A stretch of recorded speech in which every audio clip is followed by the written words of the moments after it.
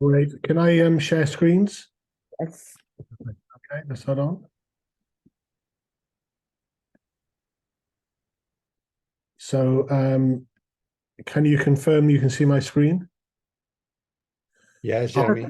It's okay. Thank you. So it is such a pleasure to be talking to my friends and colleagues in the Ibero-American Cochrane Network. I'm a huge fan and have many friends amongst you, so it's lovely to be here. Before I do start, I'd like to just recognize that I live and work in Ottawa, and that is the unceded territories of the Anishinaabe of the Algonquin people. And I'm very fortunate to live there, and I pay respect to the traditional owners of the land. So today, what I want to talk about is de-implementation of low-value care. Many of you will have heard me talk about implementation of evidence-based practice, but this is a slightly different challenge. And the reason that we're interested in this is between 20 to 25% of care that is provided is either not required or is potentially harmful. And this low value care can harm patients directly. If patients suffer basically heart side effects from drugs they don't need or from treatments they don't need, but also indirectly in relation to maybe having to go to the hospital for further tests or to receive further treatments. And this builds or contributes to the burden of treatment that particularly patients with multimorbidity and aging patients find a real challenge. So probably the major reason is that we want to avoid patient harm, but also given that all healthcare systems, particularly as we come out of the pandemic, are really challenged in terms of resources for healthcare and also sort of healthcare staff, low value care threatens sustainability of healthcare systems. And finally, we're increasingly recognizing that low value care damages the climate and contributes to global warming. I think the figure is that healthcare globally contributes about 5% to our global warming. And if a third of what we do is not, or a quarter of what we do is not needed, then we can clearly contribute to the fight against global warming by reducing low value care.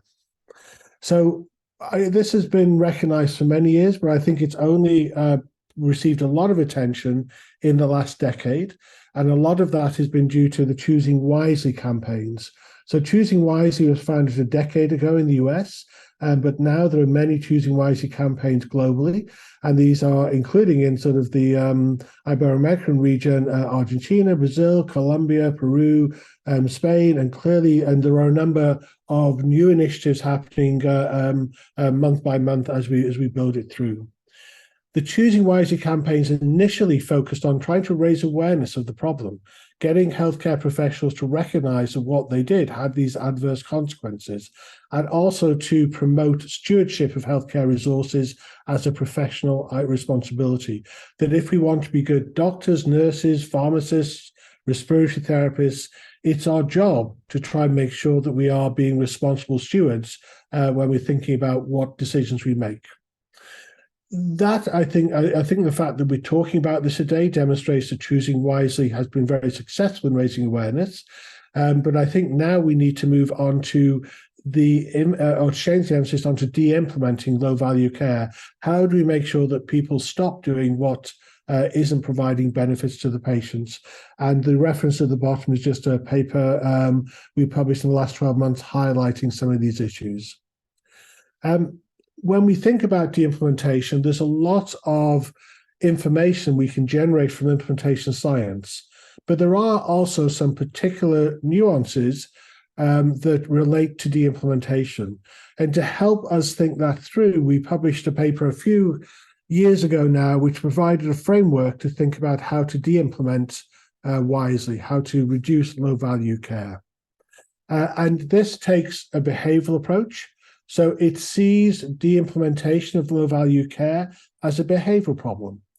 It will need key actors, who they could be patients, healthcare providers, managers, or policymakers, to change their behaviors and their decisions while they're working in complex healthcare environments.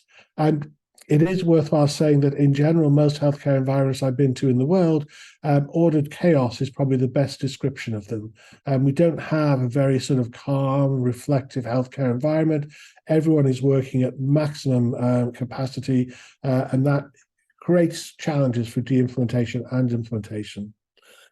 When we think about this from a behavioral perspective, it opens up a very wide evidence base in behavioral sciences over the last 130 years that can help us support the development of implementation programs and increase the likelihood of success.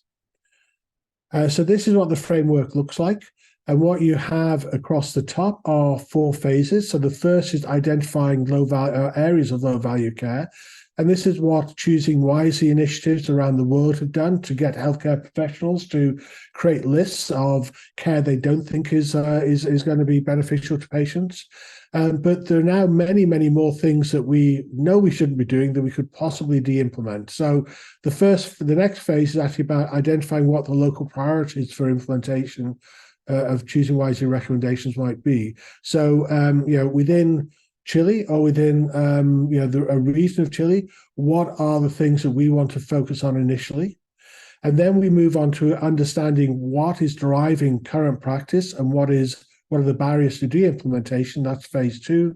And in phase 3, we want to evaluate programs and then help to spread them.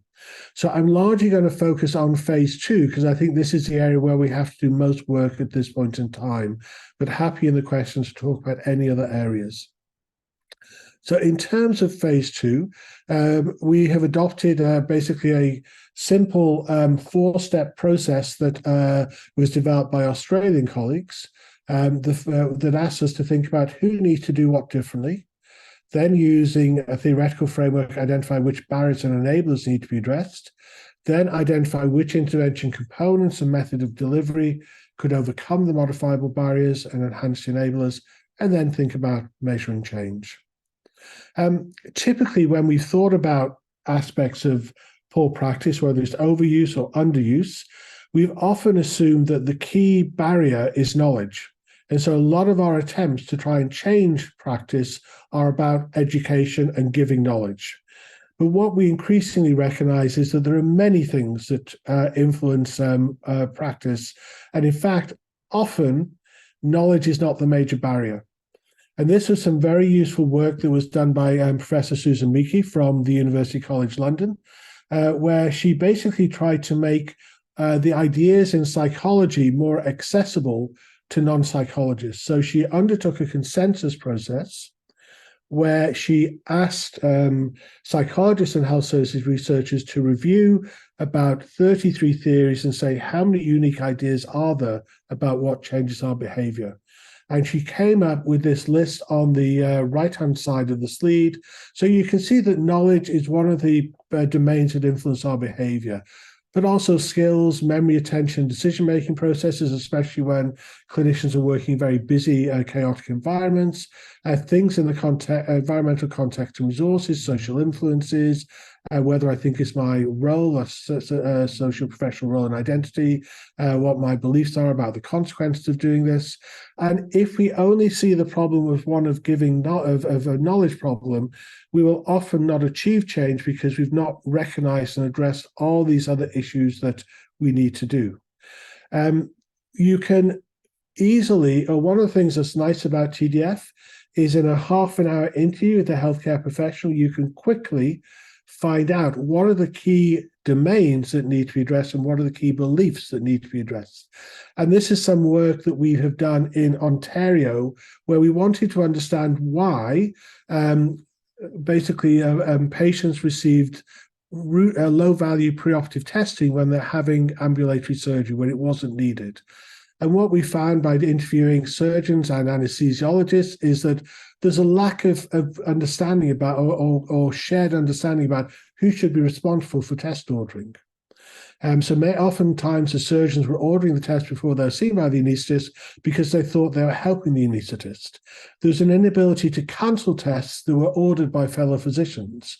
Often these tests were completed before the anesthesiologist doing the preoperative assessment saw a patient. And sometimes, even though the anesthesiologist knew that the patient didn't really need a test, They would do tests because they were concerned that if for any reason there's a cancellation surgery, then they would be held to blame by other colleagues. So you can see none of these are about knowledge. All of these are about the complexity of the environment and relationships and responsibilities about who should actually do this behavior. One of the other things I'd like to sort of just highlight in this area is that I think a lot of low value care are things that maybe we learned to do when we were at medical school or nursing school, or that got ingrained into us in our early careers, and they become habitual. So we don't even think about them when we're actually ordering a test or thinking about prescribing a treatment. And when we recognize that behaviors are habitual, again, we need to use different things to try and disrupt behaviors if we want to change behaviors.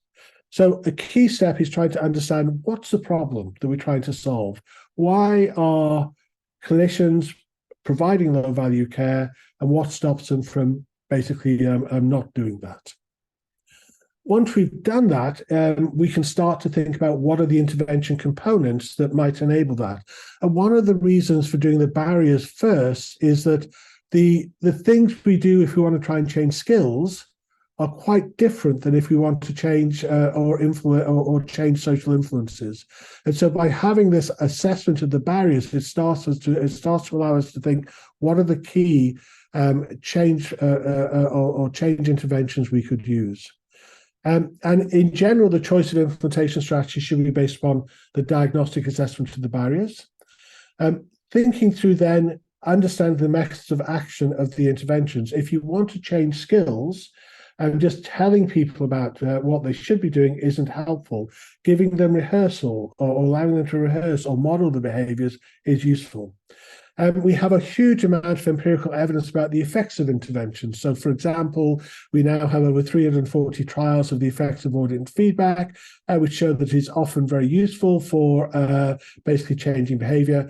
And then everything we do will be influenced by what resources we have locally and some practicalities and logistics. So when we think about our low-value preoperative testing,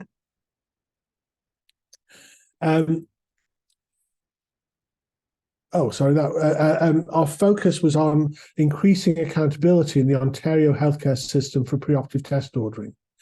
So we've done this in one hospital. We're about to roll this out across many others, but we basically created a hospital-wide policy that said that that an anesthesiologist should be the person to make a decision about whether patients undergoing ambulatory surgery needed to have low-value tests.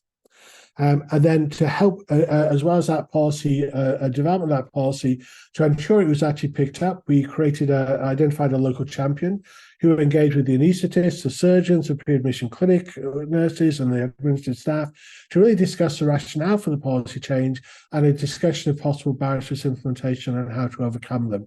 So sometimes, we basically had to take off check boxes from sort of orders, standard order forms, so that patients wouldn't just routinely get these tests. When we did that, we piloted this in Women's College Hospital in Toronto.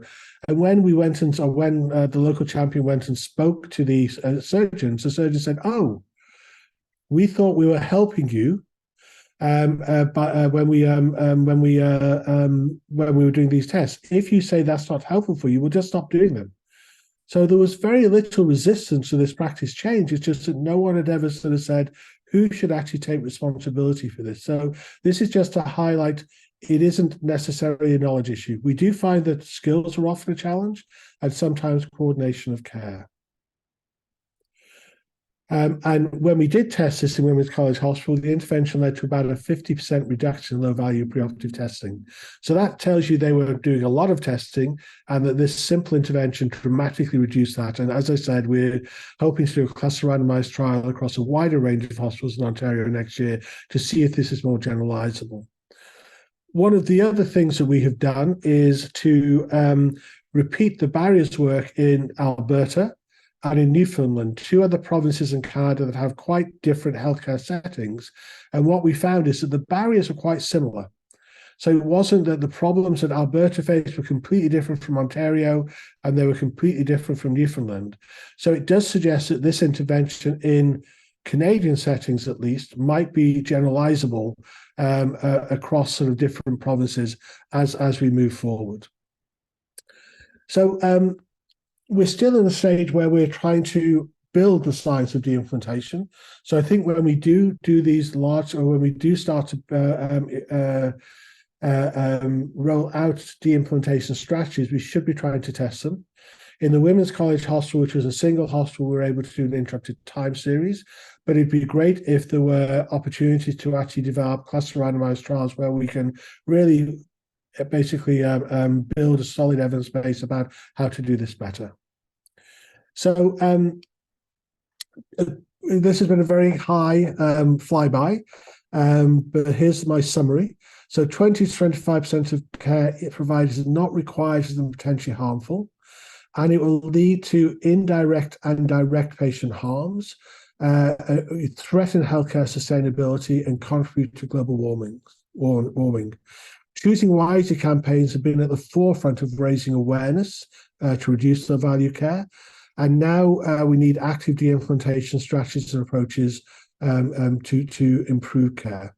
We have a growing science to support the design of implementation strategies, but there's lots of work to do. So I hope colleagues across the Ibero-American network will get involved, either at a very local level to try and address this sort of issue in your hospitals, but also hopefully to work together to think about how we can design robust research. As I said, this has been a very high-level summary. I could have done this over 3 days if you wanted, but I thought Gerard thought that he would and Eva would spare you that. But if you do want more information, we've just published a small book that basically gives more detail about all the steps that I've said so far. Please, if you engage with Choosing Wisely campaigns in your countries, in your regions, to take this further. So thank you very much, and I'll hand back to Eva. Over. Thanks, Jeremy. I will hand you the questions.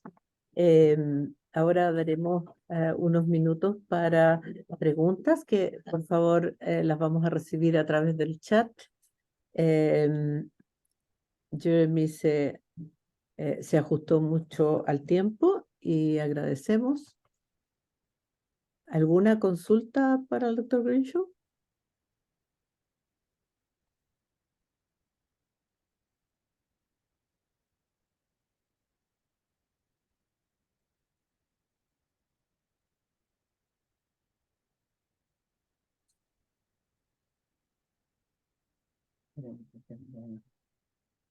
Las preguntas las pueden hacer en español y nosotros las...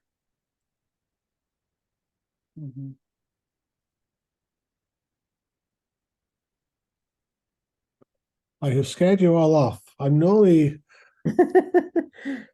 not. That's not normally my my experience with my colleagues in Spain and Latin America. There's a question in the chat box that's just come through. It's in Spanish. If you could maybe interpret for me, Ava. There's a nice. Excuse me. Some questions are coming. The first question is. Would you explain to the audience the basic difference between knowledge transfer and implementation science?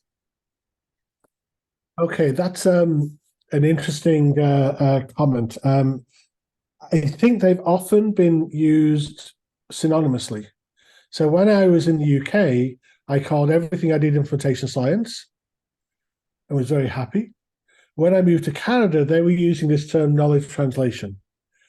So I started to cross out implementation research and put knowledge translation in. So I think at one level they're very similar, but I think there are differences. The term knowledge translation really comes from the research world, from research funders. It was a language used in the created the Canadian Institute of Health Research. And I think the starting point for knowledge translation is often we have a new guideline, we have a trial result that we think should be implemented in practice, and therefore we want to sort of basically try and get that information out and support people to implement it. Implementation research often starts with the problem. I left medical school in 1984. We knew at that time we should be screening people who live with diabetes for retinopathy. We are still significant. We're not achieving that. We're still in my country, probably it's about 60 to 70% of patients who get regular screening.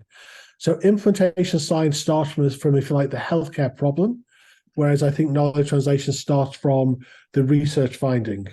And I have to confess, I think I personally prefer implementation science, because I think what we're trying to do is help healthcare systems and healthcare professionals provide the care that they want. Okay. Well, we have two more questions which are related. What is your opinion about other initiatives that are related to appropriateness, like Do Not Do or others? And do they pay enough attention to behavior change? So I think, I mean, one of the issues is that over my career, about 30 years, you have different sort of initiatives that capture the attention of people and decision makers at different points in time. So in the 70s, it would have been, quality improvement. In the 90s is more sort of guidelines. Then we had patient safety. And this problem of low value care is not new. We've known about it for many, many years, but it's only when Choosing Wisely and similar initiatives have picked up the spotlight and shined it on it. At the moment, there's also an international group looking at overdiagnosis. There's a range of other groups doing similar work on low value care, but not calling themselves Choosing Wisely. My preference always is to try and get groups to work together, to try and get groups to sort of, if we do more together and we work together, we're more likely to be successful. But there are a whole range of reasons why these different initiatives popped up at different points in time with slightly different perspectives. And I think that will take some time. But if we can find a better way of working collaboratively together, that would be useful. Mm-hmm. Well, thanks. There are a couple of more questions. Someone is saying, excellent presentation. I would work a little out more about that order chaos you commented.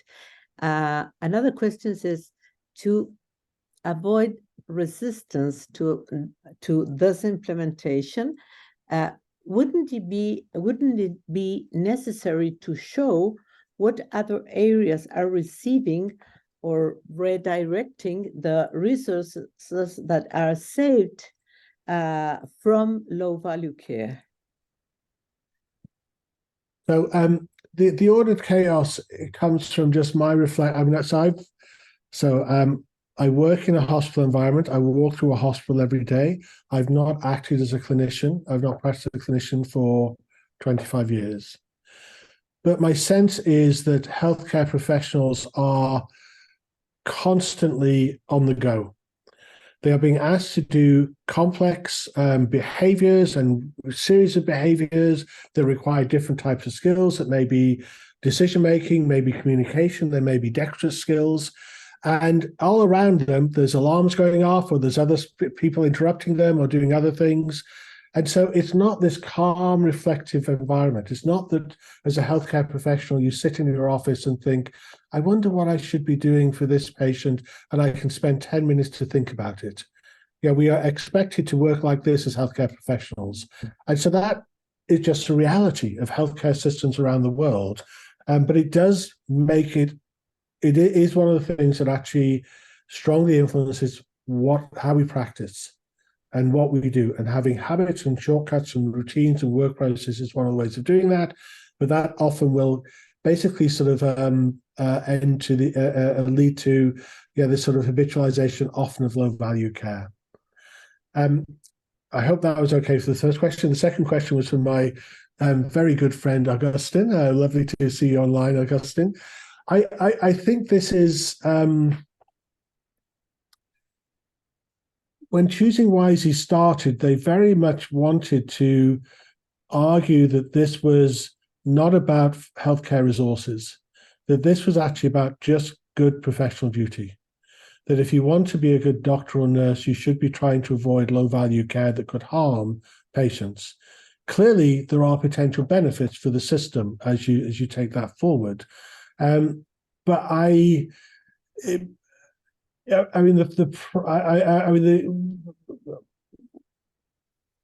so the answer is I don't know. It's an empirical question.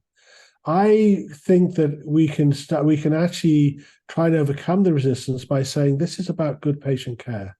This is actually about making sure your patients get the best care and you reduce the risks that you're going to harm them without thinking about it because you've actually provided low value care.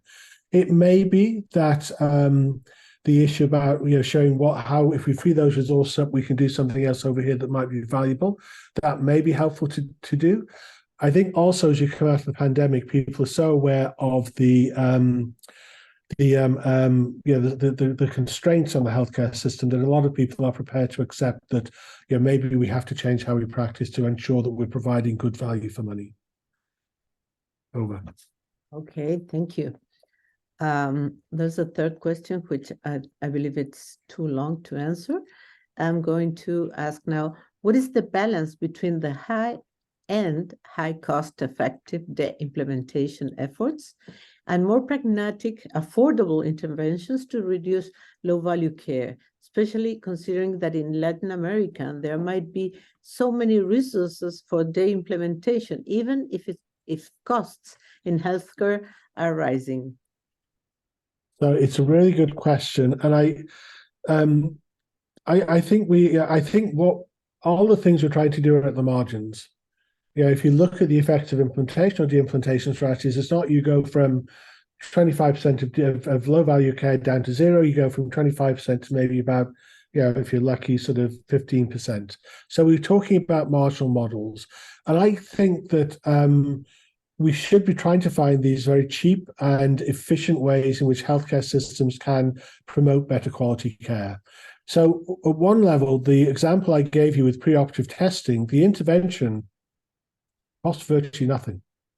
It costs some staff time to change the policy in the hospital, and then basically someone going to talk to the surgical group, the anesthesiology group. So I think we should be always looking for these cheap interventions and try those first before we move into, okay, this is a problem that really we're not getting any traction on. Maybe we have to invest more resources into thinking about how we could do this. The other comment I would make is that often the costs of implementation or de-implementation strategies are minute compared to the healthcare costs that they're trying to influence. So to give you one example, a colleague of mine in Yorkshire in the UK provided feedback to family docs on opioid prescribing. And she could demonstrate, because she used a rigorous interrupted time series, that providing feedback led to about a 1% reduction in opioid prescribing. Now, that doesn't sound very much, but in her region, that was 17,000 people who were not prescribed opioids. But also by avoiding the prescription costs, it actually saved the NHS £1 million, even after you'd paid for the audit and feedback. So I think when we're thinking about these economic sort of what's the costs of de-implementation, when we start to think about the costs of the strategies compared to the potential savings that we'll get because healthcare is so expensive, again, it probably means that we should be prepared to invest in things that we think might be costly because they could still lead to very significant benefits and cost savings at the healthcare system level. Okay, thanks. We started 4 minutes late, so we still have 3 more minutes for a last question, which is, when evaluating implementation strategies, we often measure the incidence of low-value care practices. Example, ordering a specific test, and there's a reduction in prescription or ordering. Any ideas on how to measure the appropriateness of ordering the test? Example, when we limit the practice to a certain risk group rather than reducing or discontinuing. So not necessarily measure the amount of prescriptions, but if it was appropriate target to the population when it's needed. It's usually more difficult to get that information from electronic medical records, appropriate prescription versus just prescription. It requires the revision of medical records and takes more time and resources, not just measuring the amount of prescription. So I completely agree that this is a major challenge. I think one of the things we need to think about is, when is it important to have that level of detail about appropriateness? If we take something like antibiotic prescribing in primary care, we know that the vast majority of it is inappropriate. Only a very few percentage of patients actually warrant an antibiotic for an upper respiratory tract infection. We can often get information about the volume of prescribing and the length of prescriptions, but we may not have information about the appropriateness. But I would argue that if we're trying to address an issue like antimicrobial resistance, I would trust the GPs to know when to prescribe when it's really needed, and actually showing a reduction in antibiotics prescribing, or the length of antibiotic prescribing, for me, I would see as being beneficial. There may be some areas where clinically it's really important, because under treatment might cause significant problems for a particular group, in which case it may be worth trying to do more. But I worry sometimes that we focus so much on trying to get the data quality right that we kind of we miss the opportunity to actually deal with what's a major problem out there. So I'm very sympathetic to this issue. For many aspects of low value care, they're not, the things we're identifying at this point in time are things where there really aren't often many reasons why you should do what's being practiced. And so for the low value care debate, I'm often kind of quite happy to know about the volume of the activity, whether it's going down, and less concerned about appropriateness. But many people would argue with me for that, and Paula, you might argue with me about that as well. But I think what we need to think about is, when is the data good enough for us to make a decision about whether we should act? Over. Okay, thank you. There are 3 or 5 more questions that have to do more or less from different centers from South America, asking, how do you initiate the process of the implementation? So it may depend a little bit on what your setting is. So if you were a clinician working in a family practice or a hospital, you might be the person who starts to ask the question. What do we know about whether we are prescribing antibiotics for upper respiratory tract infections, or doing too many low value operative tests? If you're a sole clinician, you might sort of start by saying, well, could we maybe audit this and see if we've got a problem? One of the things we know is that as clinicians, we overestimate our performance. So we often think we're providing better care than we are. An audit helps us to sort of start to say, oh gosh, okay, we are prescribing antibiotics for 25% of our patients who present with upper respiratory tract infections. Maybe we should do something about this. So at the level of an individual clinician, I think you can start asking questions. You can go to the Choosing Wisely website if you have one in your region. If not, you can go to Choosing Wisely Canada or elsewhere and start to look at the things that have been identified as low value care, and think about which, if any of those, are things that you think are important in your setting, and maybe look at your performance. If you are a leader, either a clinical leader or a managerial leader in a hospital, or working at a regional or governmental health authority, I think you have the other opportunity to start to sort of say, we don't think that my country is any different from any other country in the world, and we'll have overuse of tests and treatments are doing patients harm. At the system level, can we start to sort of identify some priorities that we may want to address, so that when Choosing Wisely was started in Canada, we had representatives from every province who came and actually identified basically a short list of things that they thought we needed action on now. So I think it depends upon where where you are in the system, even even if you're just an individual clinician, ask questions, think critically about your practice, start to sort of engage with your colleagues to try and build that. I think at a regional or organizational, regional or national level, I think you can start to think about developing more concerted action where working across multiple organizations or departments, you can try and take this forward. I'm aware we've run out of time, Eva. There are a number of questions that were in Spanish.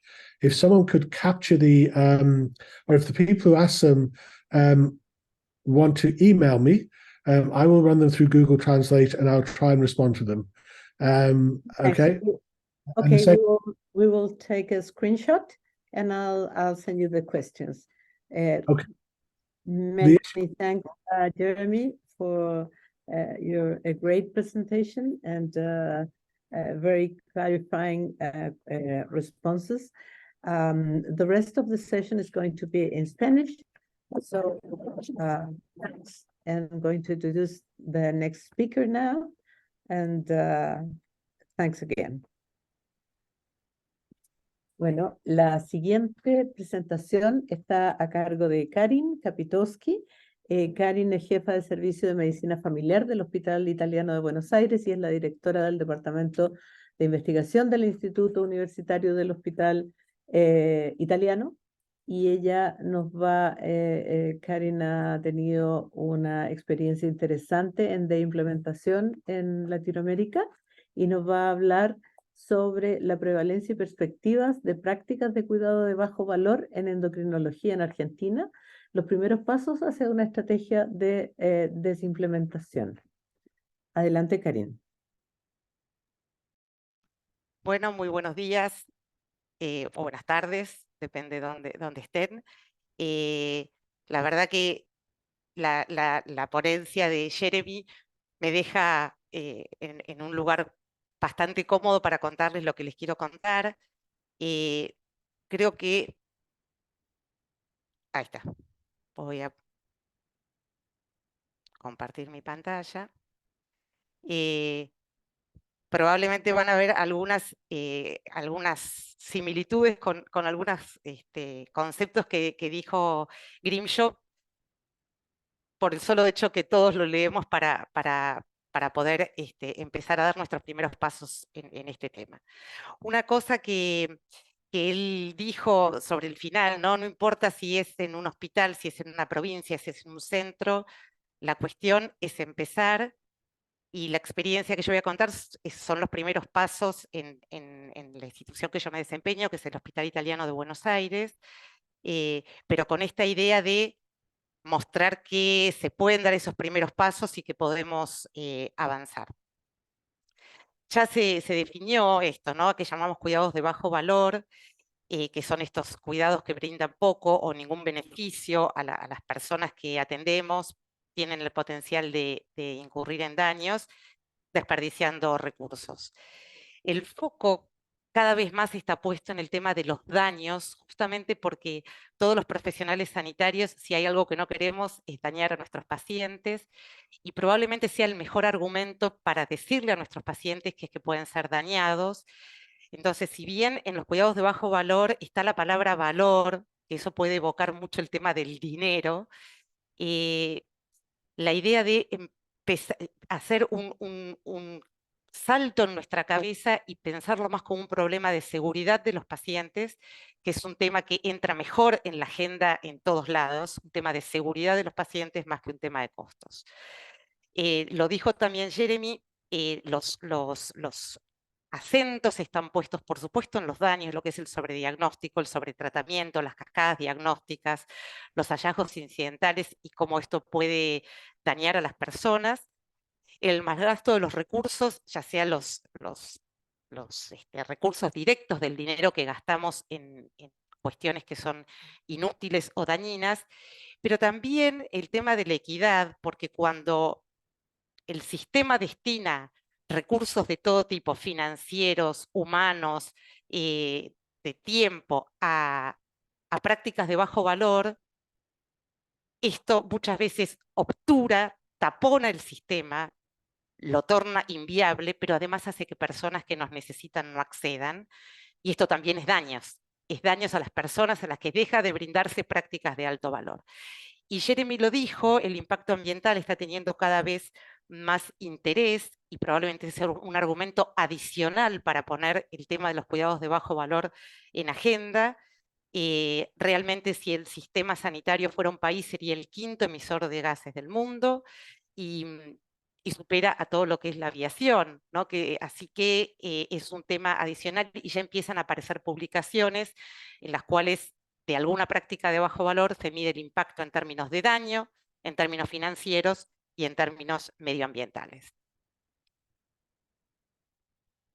Yo en lo personal soy una apasionada del tema desde hace muchos años. Si hay gente joven o muy joven en el auditorio y se motivan por estos temas, el mejor consejo que uno puede dar es, y Jeremy Grimshaw lo dijo de algún modo, ¿no? Esto tiene que ver con hacer bien las cosas, con ser profesional. Después vienen un montón de otras cosas más, ¿no?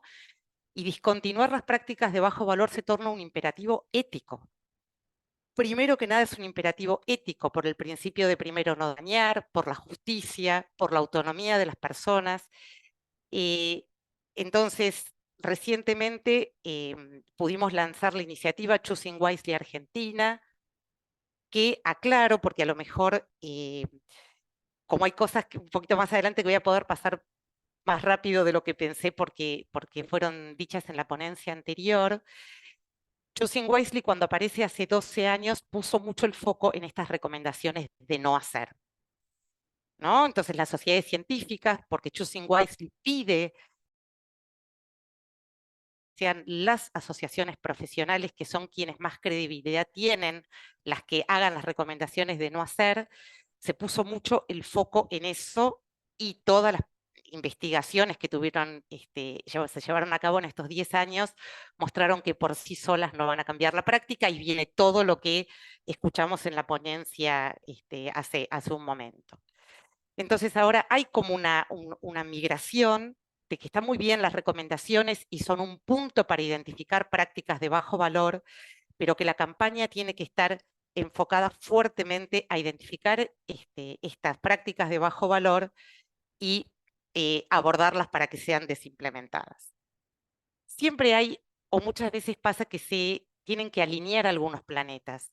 Disculpa, Karen, perdona. Sí, Muchas veces he estado pasando diapositivas, pero yo estoy en la primera todo el tiempo, o en la de Choosing Wisely. Ahí, ya. ¿Está bien? acá. ¿Está bien Estamos ahí? bien, estamos bien, estamos bien. Gracias, Ya. Eva.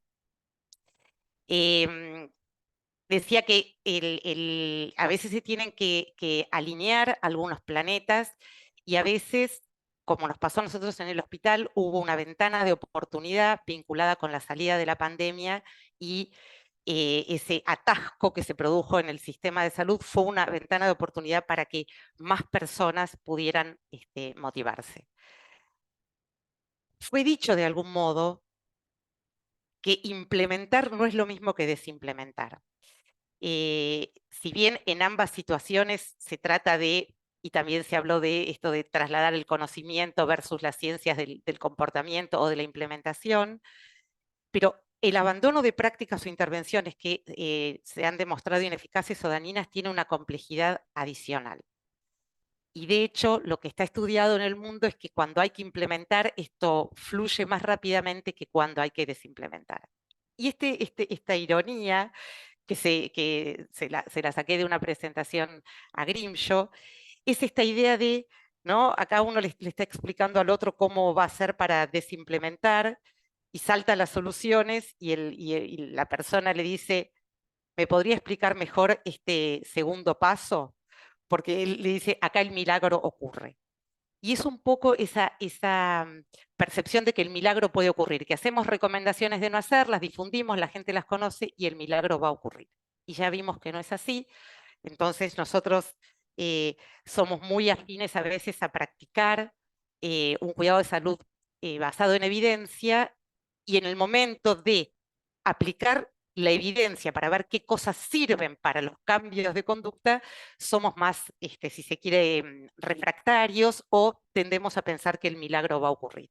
Esto lo mostró Grimshaw, y basándonos en este modelo y en estas preguntas que él también mostró, es que iniciamos nuestro camino en el Hospital Italiano. Es un solo centro, es un hospital que tiene 1000 camas de alta complejidad, acreditado por Joint Commission Internacional.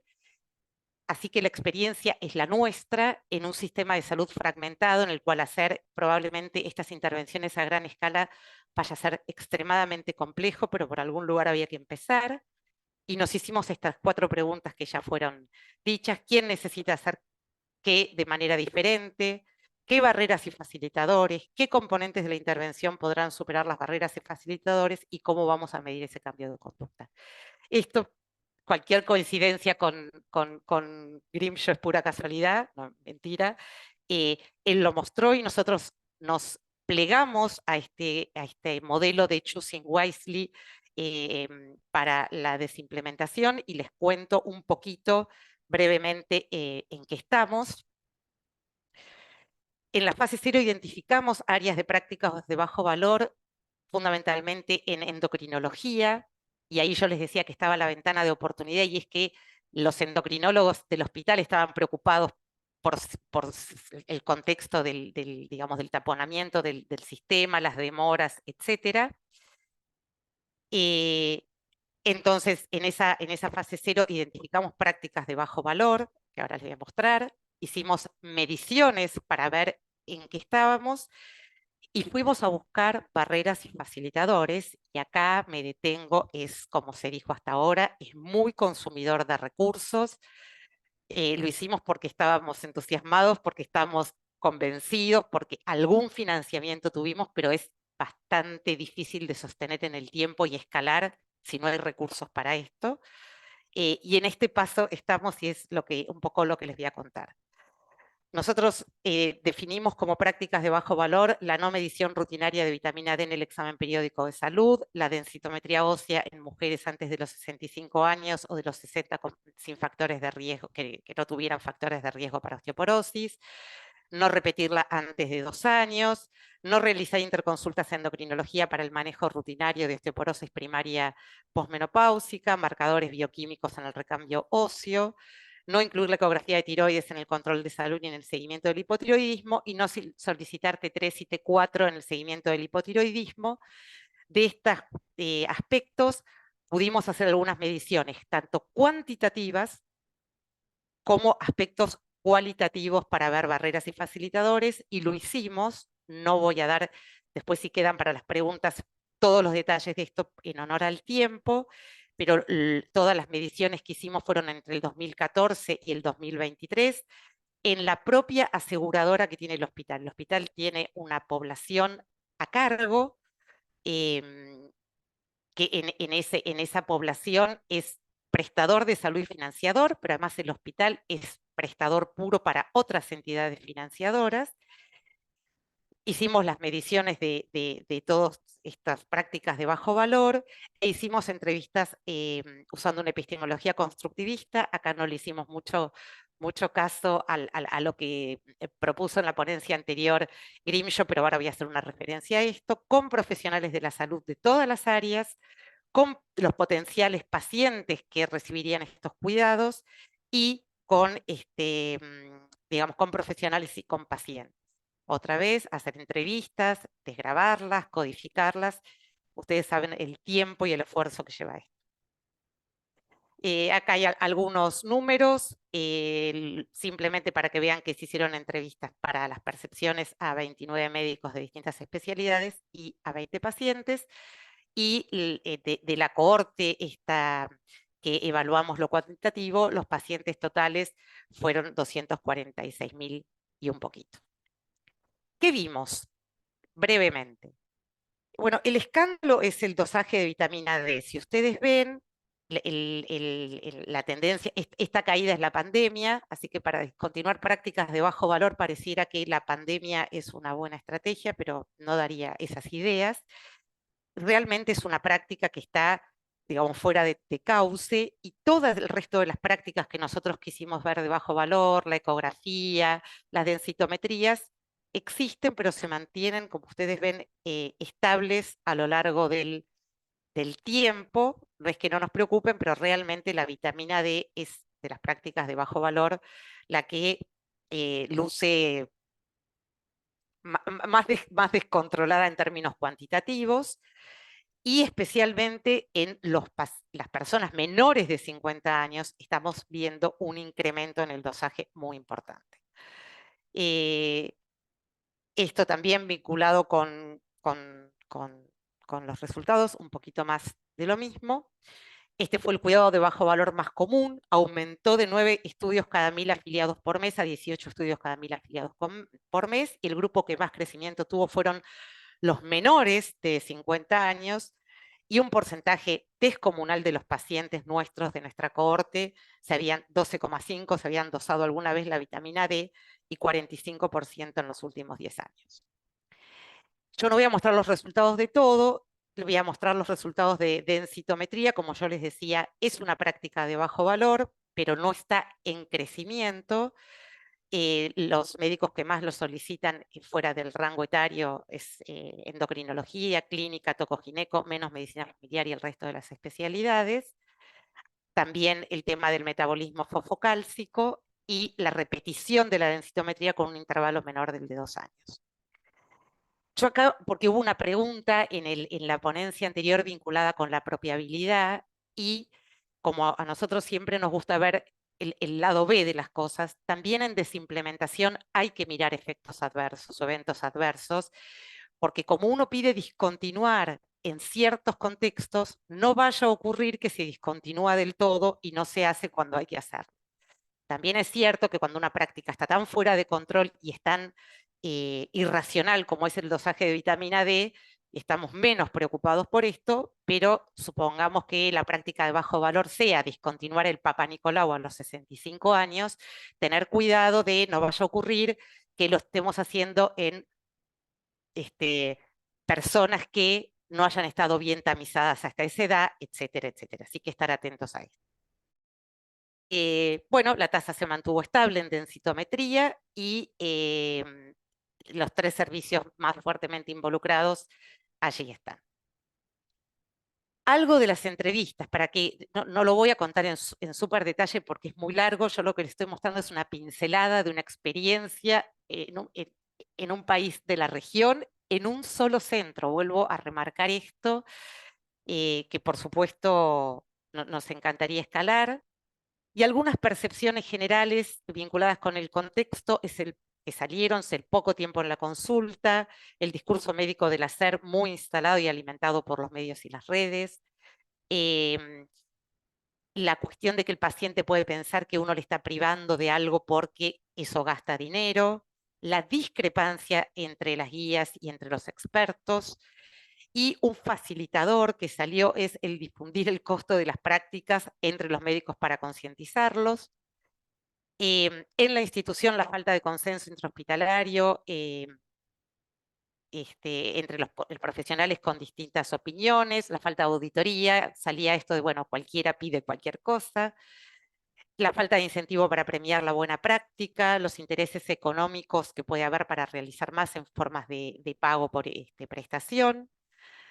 Y como facilitadores salía mucho esto de que el paciente tenga información por los canales oficiales hospitalarios, ya sea el canal de TV del hospital y los medios de difusión, así como también la formación continua, las alertas en la historia clínica. Surgía entre los pacientes el miedo a que no le hagan lo suficiente, que sentirse menos cuidados porque no le hagan las cosas que sienten que les corresponde. Sale muchas veces entre los profesionales e incluso entre los pacientes el desacuerdo entre los distintos profesionales que los atienden. El tema de la medicina defensiva sale mucho. Nosotros vamos a encarar un trabajo sobre la medicina defensiva por algunas cuestiones que pueden quedar a lo mejor para las preguntas. Y un facilitador que sale recurrentemente es la buena relación entre médicos y pacientes. Y respecto de la vitamina D, que es en el único que me voy a focalizar un poco más, es que la vitamina D tiene el problema adicional de que está de moda, de que tiene mucha prensa y que los pacientes en las entrevistas lo viven como algo importante, no saben bien para qué, pero sienten que es algo importante. Yo voy a ir terminando, para Eva, que debe estar atenta al reloj, tranquila que como hubo cosas que fueron dichas en la ponencia anterior, no las voy a repetir, pero tenemos datos un poco de esto, siguiendo el marco, el framework que propone Choosing Wisely para desimplementar. Hemos recorrido la fase 1, estamos recorriendo la fase 2 y ahora que tenemos las barreras y los facilitadores, con esta información generada, junto con otros criterios, priorizar sobre cuáles vamos a intervenir y no, como decía la historieta, con un milagro, sino pensando en todo en lo que son las ciencias de la implementación. Entonces, no lo voy a pasar en detalle, quédense tranquilos, pero este es el marco teórico de dominios que mostró Grimshaw. Nosotros vamos a tomar todas nuestras entrevistas y tratar de hacerlas que coincidan en el marco teórico de dominios que, como fue dicho, tiene que ver con conocimiento, habilidades, rol social y profesional, las creencias y demás, para que quede bien prolijo el marco teórico de dominios con todos los hallazgos que hemos tenido en nuestro estudio. Y recordar, por último, que yo sé que Cochrane también tiene su taxonomía para las distintas intervenciones para desimplementar, y tenemos que ir hacia una armonización, y quienes se sumen a investigar en esto, no reinventar la rueda y tratar de seguir las metodologías que se están proponiendo en la literatura, para poder hacer una comunidad de investigación en esto, para que las publicaciones tengan cierta armonización y homogeneización. Así que en todo lo que es intervenciones para desimplementar, usar las taxonomías, ya sea ERIC o Cochrane o la que vayamos a utilizar. Y por último, esta reflexión que tiene que ver con que si hacemos lo que no hay que hacer, ayudamos a que hacer lo que hay que hacer se vuelva absolutamente imposible. Bueno, muchas gracias. Muchas gracias, Karin, por tu excelente presentación. Ya había una pregunta en el chat que dice, muy interesante la presentación, gracias. ¿Tienes publicada esta experiencia? Me gustaría saber cómo hicieron la investigación cualitativa de las barreras facilitadores, los instrumentos, los métodos de análisis, etcétera. ¿Te puedes referir a ello, Karin? Sí, claro. No, hoy cuando hace un rato Grimshaw mostró, claro, ellos muestran de provincias y nosotros tenemos un solo centro, pero justo cuando él mostró en esto de los test preoperatorios, ya de por sí esto podría ser una publicación, y nosotros recién estamos como terminando está totalmente en la cocina. De todas maneras, la persona que preguntó si me quieren contactar, lo podemos conversar absolutamente todo lo que se hizo, y estimamos que vamos a publicar porque sí se hizo el protocolo, sí está aprobado por el comité, pero todavía no está publicado. Pero tenemos muchos datos, y si ayuda, que me contacten personalmente. Voy a dejar en el chat mi correo, que creo que no estaba en la presentación.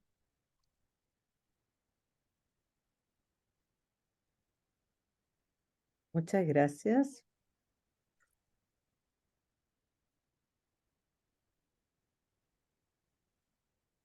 ¿Habrá más preguntas?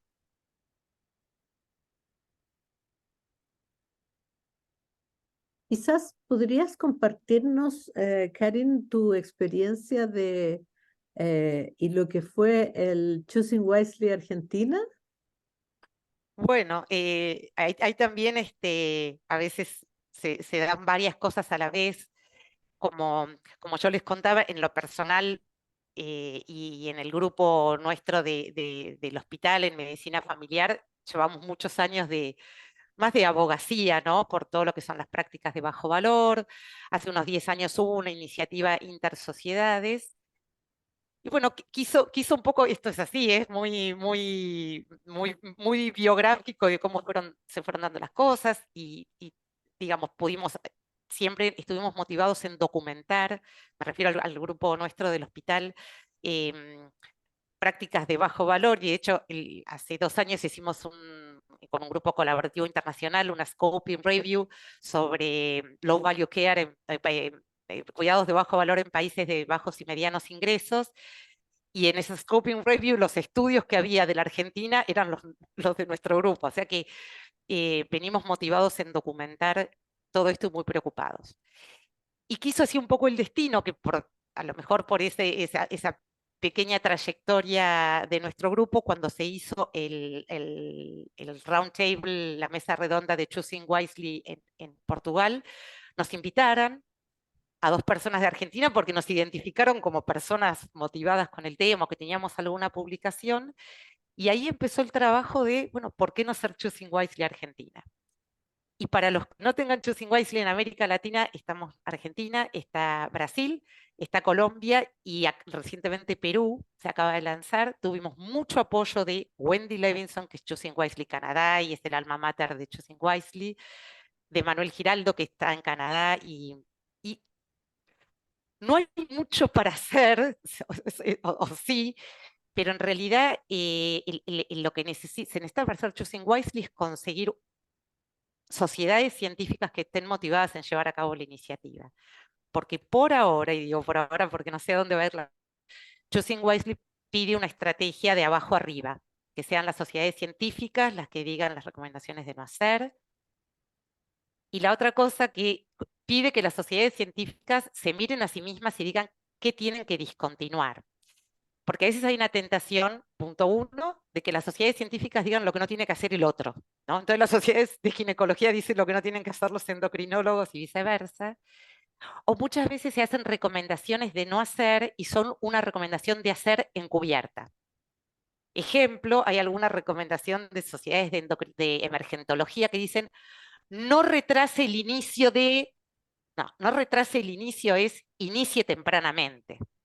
Entonces, las recomendaciones de no hacer tienen que ser prácticas que hay que discontinuar. En la Argentina tuvimos la suerte que la Federación Argentina de Medicina Familiar, que casualmente estoy presidiendo, vine muy motivado con la iniciativa, conseguimos 2 sociedades científicas más, la de Medicina Interna General y la de Medicina, armamos un consorcio y cumplimos con requerimientos que son mínimos para que Choosing Wisely, digamos, mundial nos permita el uso de la marca. Y ahora estamos en esta tarea que es la de la abogacía, que es muy importante, instalar el tema, ¿no? Grimshaw nos muestra que bueno, la campaña ahora va hacia la desimplementación. Creo que todavía en nuestra región hay mucho por recorrer en la instalación del tema y en el cambio de cultura. Así que en eso estamos con Choosing Wisely Argentina y por supuesto a disposición de todos los que piensan que los podemos ayudar. Bien, tenemos una última pregunta muy cortita porque estamos en el tiempo. El Dale. doctor Xavier Bonfil levantó la mano y le dieron acceso para que haga su pregunta directamente. Xavier, ¿la puedes hacer, por favor?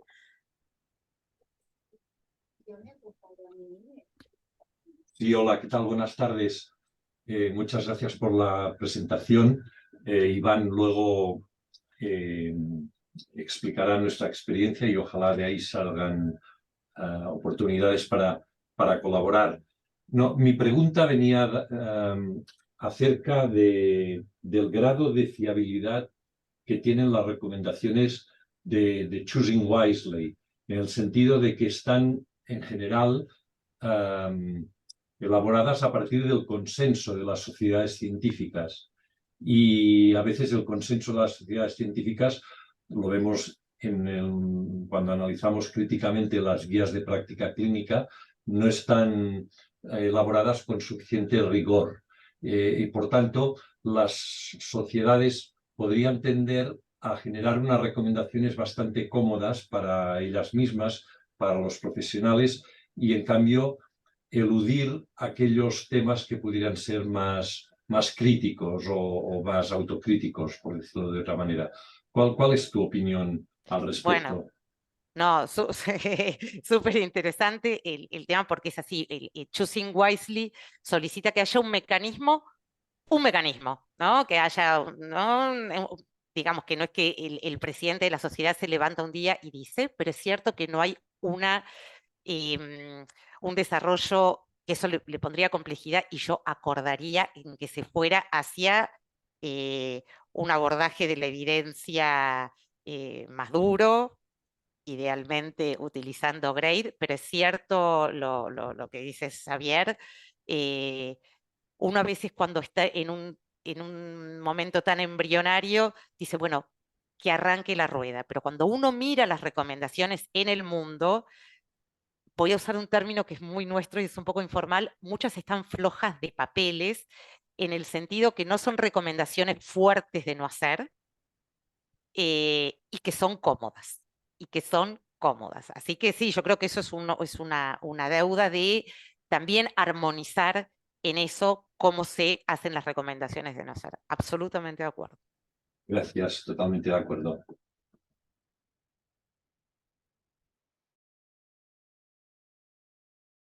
Estás silenciada, Eva, creo que... Vamos a pasar en virtud del tiempo a la siguiente conferencia. La siguiente conferencia está a cargo de José David Cruz Cuevas. Él es médico internista y es el coordinador de la Unidad de Síntesis de Evidencia y Transferencia de Conocimiento del Centro de Investigaciones La Cardio, se llama, o Cardio Infantil de Bogotá, Colombia. Y su conferencia se llama Medición de Adherencia, Recomendaciones en Guías de Cardiología, Experiencia de la Cardio. Adelante, José David. Bien, buenas tardes o días, dependiendo de donde estén escuchando. ¿Me confirman que se escuche y se vea bien? Sí, yo te escucho perfecto. Perfecto, muchas gracias. Entonces, pues, en primera medida, agradecerles a la Red Cochrane Iberoamérica, al doctor Gerardo Urrutia, Eva, por la invitación a compartir nuestra experiencia desde la cardio. Creo que el terreno está bastante sólido con las dos exposiciones previas y vamos a presentar entonces la otra cara de la moneda, ¿no? No es tanto la desimplementación, sino la implementación de las recomendaciones, que si bien tiene sus particularidades, como lo venían mencionando, tienen cosas en común, como las variables que influyen, pero sobre todo lo que tienen en común es el agente sobre el cual recae la implementación y la desimplementación, que es el clínico, el profesional de la salud que ejerce la labor de atender a los pacientes. Y como mencionaron, cada médico tiene cada médico o cada profesional tiene un escenario específico en el cual desarrollar estas medidas. Así que es imposible hablar de la experiencia sin que los logre contextualizar a ustedes desde dónde está pasando esto. Entonces, quiero que se transporten todos ustedes a Bogotá, Colombia, la capital del país. Estamos a 2.600 metros sobre el nivel del mar y la cardio es un centro cardiovascular de alta complejidad. Este año estamos celebrando nuestros 50 años de habernos fundado. Cambiamos recientemente nuestra razón social. Probablemente nos conocen algunos como Fundación Cardio Infantil, hoy nos llamamos La Cardio, pero seguimos siendo los mismos, probablemente cada vez mejores. Eh, y pues es un hospital que tiene alrededor de 350 camas, 6 unidades de cuidado intensivo, más de 5.000 trabajadores, de los cuales alrededor 1.000 de ellos son médicos. Y nos centramos principalmente en la atención cardiovascular de alta complejidad y en el trasplante. Tenemos alrededor de 100.000 egresos al año, perdón, más o menos 100.000 egresos de pacientes con falla cardíaca, 800.000 egresos de pacientes con infarto, y este año rompimos la barrera de los 1.000 trasplantes hepáticos, se han hecho alrededor de 50 trasplantes de pulmón, más de 100 trasplantes de corazón. Entonces, ya trayéndolos un poco al contexto de la realidad en la cual trabajamos nosotros, queremos contarles la experiencia que hemos tenido al medir las recomendaciones de las guías de cardiología. Es importante tener en cuenta que en el proceso de desarrollar recomendaciones, que es la unidad funcional de una guía de práctica clínica, está muy bien conformar los grupos, definir el foco, hacer la búsqueda sistemática de la evidencia, valorarla críticamente, redactar las recomendaciones, clasificarlas y emitir la guía, pero no nos podemos quedar en eso. Y es muy importante recordar que la diseminación e implementación de la guía de práctica clínica juega un papel importante y la evaluación y uso de ella es lo que en verdad va a tener algún impacto. Si las guías de práctica clínica se quedan en nuestra biblioteca, hoy en día en nuestro celular, pero no los llevamos a la práctica diaria, esas recomendaciones no van a surgir ningún efecto en el paciente. Así que en la cardio hemos decidido establecer una estrategia de implementación de las guías de práctica clínica que tienen diferentes pasos y hoy me voy a enfocar en uno en específico. Entonces, lo primero es la planeación, definir qué guías se van a implementar, cuáles se van a medir. Esto está dentro de un marco legal que el Ministerio de Salud obliga a las entidades prestadoras de salud a tener guías de práctica clínica para las patologías más frecuentemente atendidas. Una vez se ha planeado esto y se han conformado los grupos que van a desarrollar esto, se hace una revisión de la literatura. Como ustedes conocen, desarrollar una guía propia es un trabajo bastante dispendioso y pues como no es el foco específico de nuestra institución, lo que hacemos es adoptar o adaptar guías, bien sean nacionales o internacionales, evaluándolas críticamente mediante la metodología AGRI2. Y esto lo hace un comité multidisciplinario que tiene varios objetivos de que sea así, pero el principal de ellos también va a ser evitar el conflicto de intereses al momento de decidir qué guía y cómo se va a adoptar o adaptar. Esta guía se publica en el sistema de gestión de la calidad institucional para que todos los usuarios de las guías tengan acceso a ella de forma inmediata en el momento en el que estén haciendo la atención de los pacientes. Y se hacen procesos de socialización, divulgación con los líderes clínicos, diferentes metodologías que se deciden específicamente por cada servicio. Se les da esa autonomía de decidir cómo van a hacer ese proceso de divulgación de la guía. Y luego viene ya específicamente el paso de la evaluación de la adherencia a las guías de práctica clínica, que es lo que quiero compartirles el día de hoy. Pero vean que ese no es el último paso. Hay unos 4 pasos antes de todo esto, en el cual tenemos que asegurarnos que lo que sea que estamos recomendando son recomendaciones de calidad, pero también una vez se ha medido cómo cómo se están adheriendo los médicos o los clínicos en general a esas recomendaciones, ¿qué vamos a hacer con ese resultado? Porque si nos quedamos simplemente en que el 40% están cumpliendo y no hacemos nada al respecto, pues probablemente ese 40% todo simplemente se va a mantener en el tiempo y va a ser un lunar en las cifras de nuestra institución que no va a estar mejorando.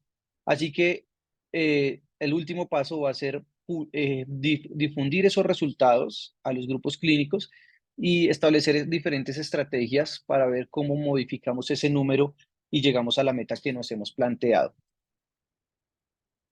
Este es los grupos que conforman el Comité de Guías de Práctica Clínica. Cada líder clínico pues dependerá de la patología que se esté abordando, pero pues tenemos el apoyo del Servicio de Investigaciones, Enfermería, Operaciones Clínicas, Gestión Clínica, Farmacia, el Comité de Evaluación de Tecnologías en Salud y la Dirección de Educación Médica. Estos comités se reúnen periódicamente, revisan la vigencia de las guías que tenemos, si se requiere actualizar, de dónde se va a adoptar o adaptar, qué cosas se van a modificar a nuestro contexto propio y muy importante es definir cómo se va a medir la adherencia a las recomendaciones. En el momento en el que se está escribiendo una recomendación se debería tener en consideración el proceso de la medición y eso obliga a que la recomendación sea lo menos ambigua e imprecisa posible. Las recomendaciones que dicen considere, piense, ofrézcale a su paciente, son recomendaciones difíciles de medir en la práctica real si se están cumpliendo o no, porque que la recomendación, que la terapia que se está discutiendo en esa recomendación no se desarrolle, no necesariamente quiere decir que no se haya considerado.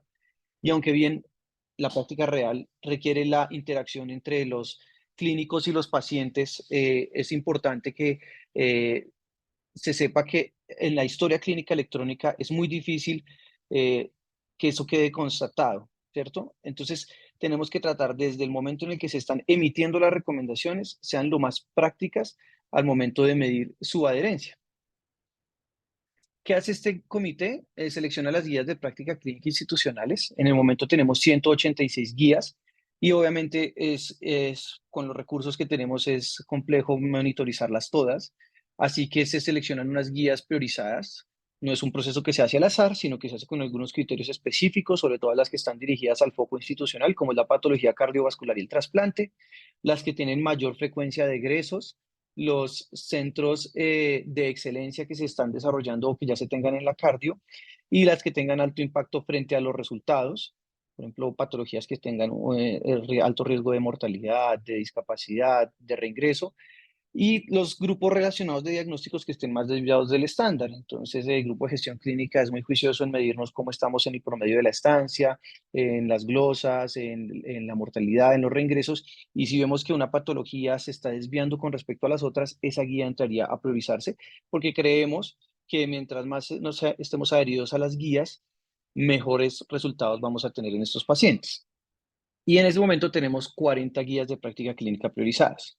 De estas 40 guías de práctica clínica, entonces los líderes clínicos, los miembros del comité de investigaciones y gestión clínica, escogen, porque hay guías que pueden tener cientos de recomendaciones, escogen unos factores específicos a monitorizar. Entonces, primero van a ser los indicadores de la calidad de la atención que ya les mencioné, como la estancia, las glosas, los reingresos, mortalidad. Unas recomendaciones trazadoras, donde quiero detenerme 2 minutos, y estas recomendaciones trazadoras son un grupo de recomendaciones que se selecciona principalmente bajo el criterio de los líderes clínicos que dirigen la guía, pero ayudados por temas metodológicos por parte del Servicio de Investigaciones, a esas recomendaciones que pensamos que pueden tener mayor impacto en los desenlaces, recomendaciones que deberían realizarse en casi todos los pacientes o recomendaciones que son costosas en realizarse y que deberían hacerse solo cuando estén indicadas, o recomendaciones, digamos, novedosas que sabemos que todavía no estamos haciendo del todo porque hasta ahora se está empezando a desarrollar la evidencia que lo soporta. También se discuten los puntos de controversia, sobre todo en el proceso de adopción o adaptación, ver qué cosas en nuestro contexto pudieran ser diferentes y la evidencia emergente para tratar de estar a la vanguardia en las intervenciones en salud. Pasemos entonces ahora al método de cómo medir la adherencia. Hasta hace unos años teníamos como unidad de análisis la historia clínica. Cada paciente era una unidad de análisis y se identificaban a los pacientes que tenían la patología que estaba abordada por la guía de práctica clínica. Se extraía la información de cada paciente y se miraba de esas recomendaciones trazadoras qué porcentaje cumplía. Si ese paciente cumplía más del 85% de esas recomendaciones, se consideraba que el médico había sido adherente con ese paciente. Y la meta era que el 85% de los pacientes atendidos o más hubieran tenido esa adherencia.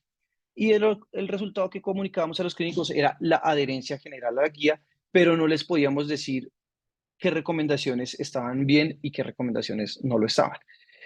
Con eso se planteó un nuevo método en el cual ahora nuestra unidad de análisis es lo que denominamos paciente recomendación aplicable. Tenemos entonces cada paciente y cada paciente va a tener cada recomendación. Se evalúa, de acuerdo a unos criterios específicos preestablecidos, si la recomendación específica le aplica a ese paciente. Y si esa recomendación le aplica a ese paciente, se pasa a mirar si la recomendación se cumplió en ese paciente. Con eso, obviamente, aumenta muchísimo más el tamaño de unidades de análisis que vamos a tener. Y por eso se plantearon 2 metas medianamente arbitrarias, pero van a ver ustedes de acuerdo a las recomendaciones que pues son recomendaciones que se deberían hacer en la mayoría de pacientes siempre y cuando les aplique. Es importante, primero pasan un filtro de aplicabilidad y la recomendación individual debería tener una adherencia del 75% más y el conjunto de recomendaciones, es decir, la nueva definición de adherencia a la guía debería ser de 85% o más. Y esto es lo que le reportamos a los clínicos. Entonces, ¿qué se necesita para hacer todo esto? Acá hay un pequeño ejemplo para mostrarles cómo sería. Si tengo 5 pacientes y esa guía que evalúa esa patología tiene 5 recomendaciones, mi muestra va a ser de 25 pacientes de recomendación. A cada paciente le miro qué recomendaciones le aplican y en total le aplican de esas 25, 17. Entonces tenemos un primer dato que es la aplicabilidad de las recomendaciones que nosotros seleccionamos como trazadoras en las guías priorizadas. Y pues 68% nos muestra que la mayoría de pacientes les están aplicando las recomendaciones, pero no es la totalidad. Y posteriormente pasamos a evaluar esto. Entonces al paciente 1, la recomendación 1 le aplicaba y se cumplió. La recomendación 2 no aplica y pues obviamente no se cumplió. La recomendación 3 y 4 es igual que la 1 y la recomendación 5 aplicaba, pero no se cumplió. Entonces, si sacamos el consolidado de todo esto, vamos a tener que de las 17 recomendaciones aplicables, que era el 68% de nuestra muestra original, el 14 se cumplieron y eso nos da un cumplimiento o adherencia del 82%. Ahora sí, entonces, ¿qué necesitamos para esto? Primero tenemos que seleccionar guías y recomendaciones a monitorizar que sean de pues, intervenciones de alto valor, que sean válidas. Digamos, pues en este momento no nos vamos a centrar en cómo hacemos eso, pero lo que les mencionaba, la metodología de adopción y adaptación de guías. Segundo, tenemos que definir los criterios de aplicabilidad y cumplimiento, es decir, una lista de características que debe tener el paciente para que se beneficie de la intervención y vamos a definir en la historia clínica cómo vamos a saber si sí se está cumpliendo o no esa recomendación. Con esos criterios vamos a construir una herramienta virtual, que es básicamente una encuesta que los grupos clínicos van a diligenciar cuando tengan la muestra de pacientes y que esté estandarizada para que todos midan la adherencia con los mismos parámetros. El siguiente paso es identificar a qué pacientes vamos a evaluar y eso lo hacemos de manera automatizada con los criterios CIE-10 registrados en la historia clínica. Y aquí de entrada aparece un reto que es que durante la atención los clínicos registren apropiadamente los CIE-10 o si no el paciente no se va a categorizar y no se va a evaluar dentro de la guía que le corresponde. Una vez identificados esos pacientes, se aplica la herramienta y se aplica por los grupos clínicos porque no queremos ser nosotros los que le estamos diciendo desde investigaciones es que usted no está haciendo lo que tiene que hacer con sus pacientes, sino que ellos mismos logren identificar cuáles son sus oportunidades de mejoras y que no haya, digamos, discusión en si es que estamos midiendo mal o es que usted no entendió el criterio de aplicabilidad, porque ellos mismos son los que nos definen el criterio y ellos mismos son los que lo miden. Pero claramente ahí puede haber pues un conflicto de intereses en los que es un proceso casi de autoevaluación, así que también tiene que haber un proceso de auditoría, así que periódicamente se toman algunas muestras de esas evaluaciones de adherencia y un grupo externo de gestión clínica que no pertenece al grupo clínico que está evaluando la guía, contrasta haciendo su propia medición y miramos qué tanta discrepancia hay entre ellos dos. Ya entonces, para mostrarle la experiencia específica, pues les traemos las guías cardiovasculares, una muestra David, disculpa, seleccionada, ¿sí? queda solo un minuto de los 15 para que tengamos tiempo para preguntas, por favor. Perfecto, listo. Esta parte, digamos, ya habiendo explicado todo lo anterior, pasamos muy brevemente, pero simplemente es para mostrarle estos números de una inmensa unidad de análisis de paciente recomendación evaluado, que varía dependiendo de cada patología y cada periodo de tiempo, y la aplicabilidad también varía dependiendo de cada patología, lo que refleja las características de las recomendaciones que se están seleccionando.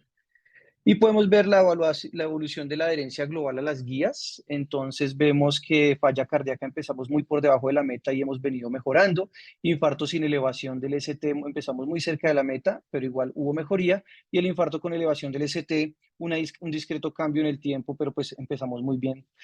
Estas son las recomendaciones que se están priorizando. No voy a entrar en detalle, pero solamente para que vean de acuerdo al sistema de la AJA-ACC son recomendaciones que para GRADE serían fuertes a favor con certeza de la evidencia alta. Y este es el análisis que le presentamos a los clínicos donde podemos mostrar de forma desagregada, si bien al final la sumatoria de todos, cuál es la adherencia global de la guía, vemos cómo hay una gran dispersión y heterogeneidad en algunas recomendaciones que sí se cumplen y otras que no. Y también podemos irles mostrando con el tiempo cómo ha ido mejorando todo. Con eso mejora el indicador. La mayoría de las recomendaciones están por encima de la meta individual de recomendación, pero vemos que hay dos que incluso han empeorado y esas son en las que tenemos que entrar a discutir con los clínicos qué está pasando. ¿Será que no se está cumpliendo o será que no la estamos midiendo adecuadamente? Para infarto, nuevamente recomendaciones fuertes, con certeza de la evidencia alta, y pasa lo mismo. Tenemos la gran mayoría de las recomendaciones en un buen nivel, pero el análisis desagregado es el que nos permite ver cómo hay una específica que es el tiempo de medición de la troponina, es muy susceptible de mejora y en el paso del tiempo vemos que todas las recomendaciones se trasladan hacia la derecha y la de la troponina sigue empeorando, así que es un punto que tenemos que revisar con nuestros clínicos. Y finalmente para infarto con elevación del ST, recomendaciones con características similares, vemos como primero los intervalos de confianza son más grandes porque son patologías menos frecuentes, así que tenemos una menor muestra, algo más de imprecisión, sobre todo en el tema de las derivaciones derechas, que los criterios de aplicabilidad son muy específicos y no aplica a la mayoría de pacientes. Y con el tiempo vemos cómo no todas nuestras recomendaciones vinieron mejorando excepto una y eso mejoró el desenlace global. Esta diapositiva, perdón, resume los resultados y es que la guía de falla cardíaca aumentó en términos absolutos su adherencia global en un 11%, la de infarto sin elevación en 8% y la de infarto con elevación en un 2%. Vemos también a nivel individual de las recomendaciones, las que estaban por encima de las metas. Iniciamos en el 21 para falla cardíaca con 3 de las 9 y terminamos el 23 con 7 de las 9. en infarto sin elevación 9 de las 10 y se mantuvo, y en infarto con elevación mejoramos de 6 de las 8 a 9 de las 8. Y también nos llevamos el mensaje de las recomendaciones a intervenir, pues la atención multidisciplinaria de educación al paciente, la troponina menos de 60 minutos y las derivaciones derecha, que además de que están por debajo de la meta, empeoraron en el tiempo. Y eso es lo que estamos interviniendo con nuestros clínicos. Simplemente para mencionar unos temas de discusión y de reflexión que sacamos de esto, es que la implementación de las guías y la evaluación de la adherencia son componentes fundamentales de la medicina basada en la evidencia. No nos podemos quedar hasta la publicación de la guía, hay que ir un poco más allá. La complejidad de medirlo requiere un abordaje multidisciplinario e involucrar a los clínicos. La medición adecuada de la adherencia implica escoger una unidad de análisis adecuada, la metodología y la fuente de información. El análisis desagregado por recomendación permite intervenciones precisas en las recomendaciones específicas que merecen mejorar. Y una medición periódica de la adherencia a la guía puede también mostrarnos la tendencia para ver si estamos mejorando o empeorando. Y hay que intervenir en los actores que influyen en la implementación. Esto no se debe quedar en investigaciones, no se debe quedar en gestión, esto hay que trasladarlo hasta la clínica. Y la última pregunta que nos queda es si de verdad tenemos un impacto clínico al implementar la guía de práctica clínica. Pues lo suponemos que así es, pero sería bueno tener evidencia experimental que a medida que mejoró la adherencia, nuestros indicadores de la atención están mejorando.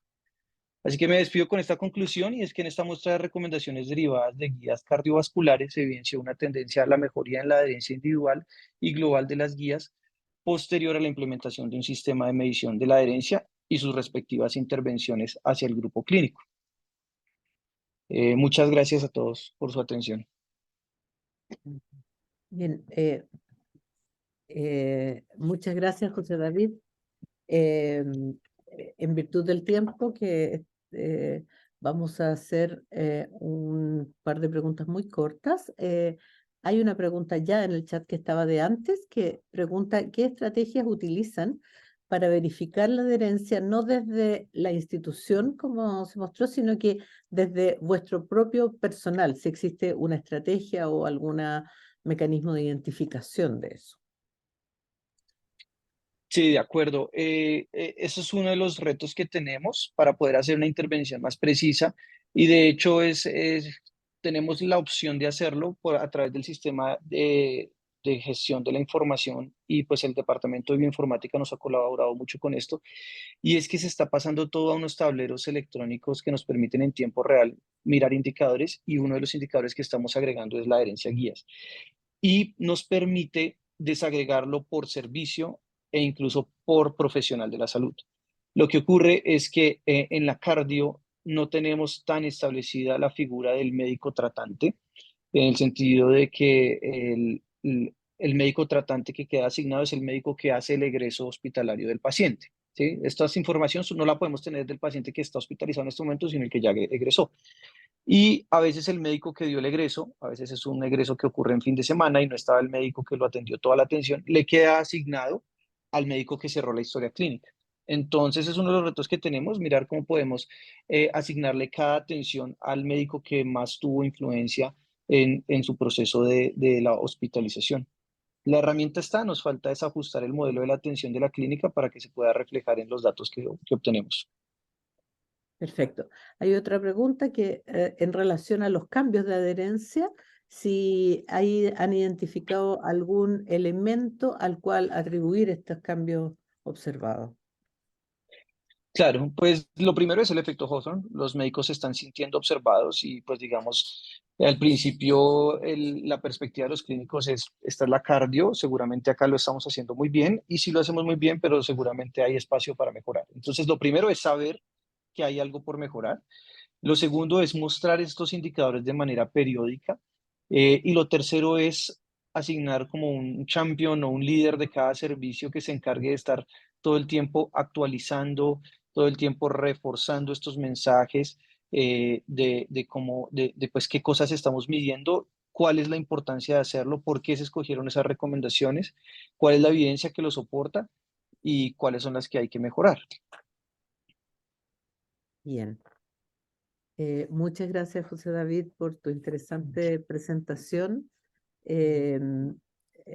En virtud del tiempo, vamos a pasar a la siguiente y te agradecemos, resultó muy interesante. el siguiente presentador es Iván Solá Arnau. Iván es investigador del Centro Cochrane Iberoamericano en Barcelona, creo que la mayoría lo conoce, y él nos va a hablar sobre la experiencia local y se llama Mejorar la práctica clínica implementando los resultados de la literatura, la iniciativa MAPAC. Muchas Adelante. gracias, Eva. Simplemente comprobar que me oís y se ven las diapositivas, ¿verdad? Sí. Se ve perfecto, no ha pasado ninguna todavía, pero... No, sin duda que no. Gracias. Bueno, ante todo, gracias por invitarme a participar en esta sesión. La verdad es que, bueno, comparto el privilegio con charlas bien estimulantes y además todas giran en torno a un tema muy interesante que nos inculca a todos porque demuestra bien que hemos podido llevar la práctica de la medicina basada en la evidencia al pie de cama, ¿no? a la atención del paciente. En este sentido, a mí me gustaría insistir un poco en la actividad que llevamos a cabo dentro de la iniciativa MAPAC. Es una iniciativa, una comisión creada en el Hospital de la Santa Creu i Sant Pau en Barcelona, que con los años ha ido evolucionando y realmente ha evolucionado hacia una línea muy interesante que mostraré un poco más tarde. La iniciativa PAC busca mejorar la adecuación de la práctica asistencial a través de la identificación activa de prestaciones que son potencialmente inadecuadas, a lo que sigue una formulación de recomendaciones y siempre se intenta proponer una serie de acciones para lograr un cambio y evitar prácticas de poco valor o asegurar que aquellas que sabemos que funcionan bien, pues que se sigan llevando a cabo. Esto se hace, la iniciativa trabaja desde un marco tanto teórico como de trabajo, que entiende que la mejora de la adecuación implica necesariamente aplicar una metodología que sea sistemática, sin duda rigurosa y explícita, de manera que todos los actores puedan juzgar el proceso que se ha seguido desde el inicio, desde la identificación del problema hasta la propuesta de acciones y cómo se sugiere monitorizarlas para medir el posible cambio. En este sentido, también se insiste muchísimo en la necesidad de involucrar de manera activa tanto a profesionales sanitarios, a todas las partes involucradas en las prestaciones que se evalúan, como a los propios gestores que puedan tener un papel a la hora de poder promover tanto la evolución como el cambio, y sin duda gente que tenga una experiencia metodológica quizá para identificar y evaluar la evidencia que después se pretenda aplicar. Como sugerido, pone el foco en los resultados de la evidencia científica y en este sentido hay que destacar los dos ejes, quizá diferenciando el más relacionado con la transferencia del conocimiento para elaborar materiales o recursos que permitan llevar y difundir los resultados de la literatura científica o diferentes iniciativas que trabajan en torno a este concepto de la adecuación, las prácticas de poco valor, etcétera. Pero también insistir mucho en la necesidad de incorporar los resultados que conocemos de la literatura científica en la práctica habitual, entendiendo que es una muy buena manera de mejorar la calidad de la atención sanitaria. Fundamentalmente, la comisión, cuando trabaja en el seno del Hospital de Sant Pau, trabaja en estas etapas, son etapas que ya compartimos con otras iniciativas presentadas, algunas de ellas seguramente parecerán de sentido común si entendemos que esta mejora de la práctica clínica pasa por el uso de la mejor evidencia posible y pasa por el hecho de aplicar estos resultados en la práctica. Sin duda hay una etapa de identificación de las prestaciones que son susceptibles de análisis. Hay un ejercicio de priorización de acuerdo a estos criterios que pueden ver en la pantalla. Se hace una evaluación sistemática de las prestaciones priorizadas, haciendo un análisis de la literatura siguiendo la metodología GRADE, evaluando los resultados clínicos derivados de la aplicación que se pueda estar dando de la prestación, también buscando cuál es el grado que existe de consenso entre las partes implicadas en cuanto al uso de la prestación que se está evaluando. A la evaluación de esta prestación, tanto desde el punto de vista de la evidencia científica que la pueda apoyar, como también del uso actual de esta prestación, le sigue una generación de recomendaciones, también siguiendo la metodología GRADE, y por lo tanto son recomendaciones que son explícitas, siempre están enfocadas a acciones en concreto, son razonadas y justificadas, y sin duda definen las condiciones de utilización de la prestación analizada cuando esto es susceptible de implantarse. Finalmente, pues se formulan acciones de mejora que permitan pues, dar a conocer estas recomendaciones entre las partes implicadas, pero también a diferentes estratos del hospital. Si cabe, se proponen los cambios necesarios en los protocolos existentes en los diferentes servicios. Si es necesario, se intenta implantar ayudas informáticas para mejorar la implantación de estas recomendaciones, y siempre se propone un sistema de monitorización para que las partes implicadas puedan tener un feedback. Sin duda hay un ejercicio de divulgación de estas recomendaciones y una etapa de monitorización y evaluación periódica del impacto de las acciones. No puedo dejar de hablar de uno de los productos de la Comisión MAPAC, dirigido a divulgar las diferentes iniciativas que trabajan a nivel global en este campo, que es el portal Diana Salud, una plataforma de acceso abierto que en un único punto de búsqueda puede buscar indistintamente de forma bilingüe en inglés y en español aquellas recomendaciones producidas por 29 iniciativas, como digo, a nivel global, elaboran para identificar prácticas de valor, ya sea de alto valor o de bajo valor, de manera que quien esté interesado o interesada en trabajar en este tema puede identificar de una forma rápida lo que han propuesto otros para hacer este proceso de adecuación de la práctica clínica. Actualmente, Diana Salud contiene unas 6.600 recomendaciones, tiene unos 50.000 usuarios al año y es un recurso muy apropiado para poder identificar situaciones en las que uno puede proponer una evaluación de la adecuación. Sin duda, hoy estamos hablando de cómo incorporar, de cómo implantar los resultados de la literatura a la práctica clínica. Y en este sentido se ha discutido en otro momento de la sesión, se ha hablado del trabajo colaborativo. Creo que es uno de los puntos fuertes que permite este enfoque de analizar la atención sanitaria.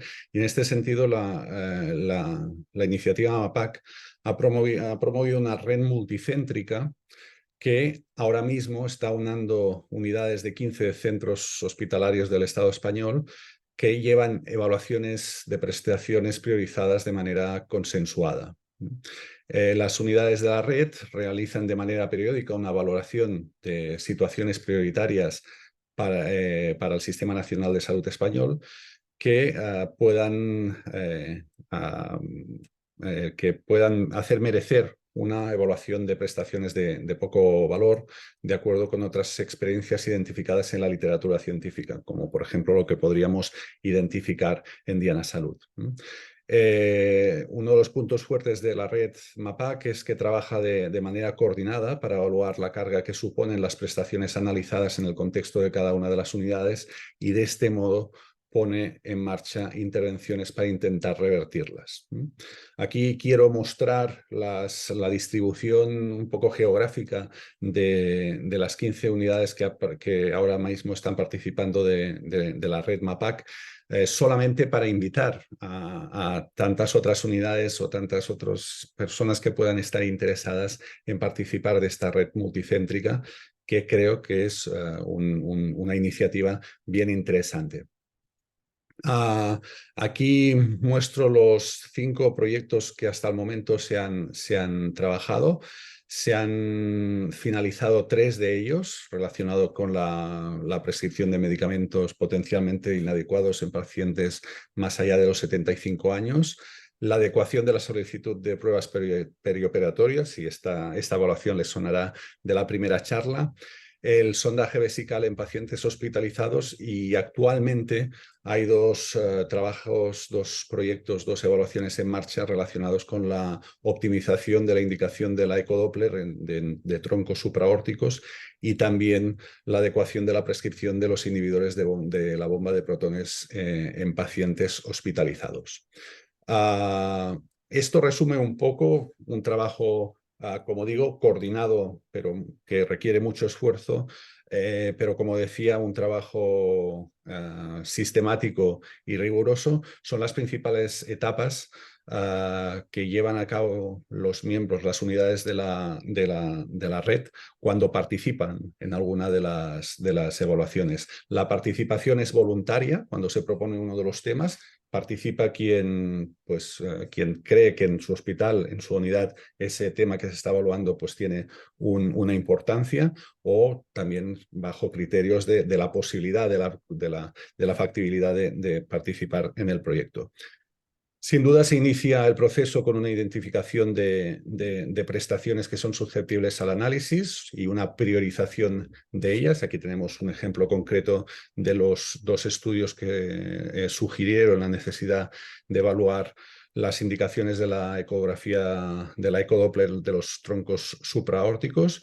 Aquí, sin duda, hay una etapa de protocolización del proceso, cómo se va a coordinar las unidades de la red para hacer esta evaluación, este diagnóstico del problema, y cómo eso se va a poder llevar a la práctica. Y sin duda, esto siempre pasa por una evaluación de los comités éticos de los hospitales. Aquí vemos 2 ejemplos de la prescripción de fármacos, de medicamentos potencialmente inadecuados, y la adecuación de la solicitud de las pruebas perioperatorias.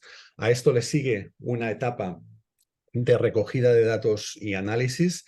Esta recogida de datos siempre obedece a un sistema estructurado con hojas de extracción de datos. También se utiliza un aplicativo que es el Clinapsis, un aplicativo centralizado que permite y es muy flexible a la hora de coordinar trabajos colaborativos, y eso nos ofrece un output bastante rápido que permite ir a un análisis muy detallado de cada una de las prestaciones.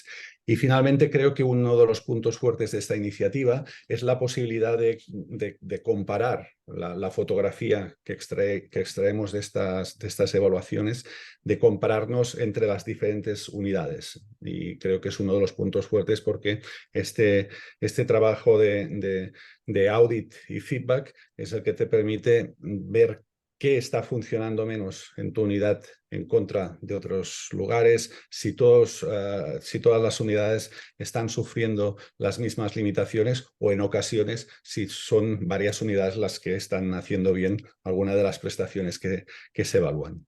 Pero sin duda, este trabajo secuencial y sistemático es el que permite implementar lo que conocemos en la literatura, estas evaluaciones de las prestaciones que sospechamos, que se pueda sospechar que no se están haciendo del todo bien o que se podrían mejorar. En definitiva, he querido destacar que la evaluación de la adecuación de la práctica asistencial es del todo posible. Simplemente implantando de una forma convencida una metodología rigurosa que no dé las espaldas a los resultados de la literatura, que busque el potencial del trabajo colaborativo, es una muy buena manera de mejorar la calidad de la atención sanitaria. Es un run run que hemos escuchado en las intervenciones anteriores, pero sin duda es un aspecto en el que creo que hay que insistir en el trabajo coordinado, porque al fin y al cabo permite mejorar la competencia y las capacidades de los grupos que participan en esa iniciativa.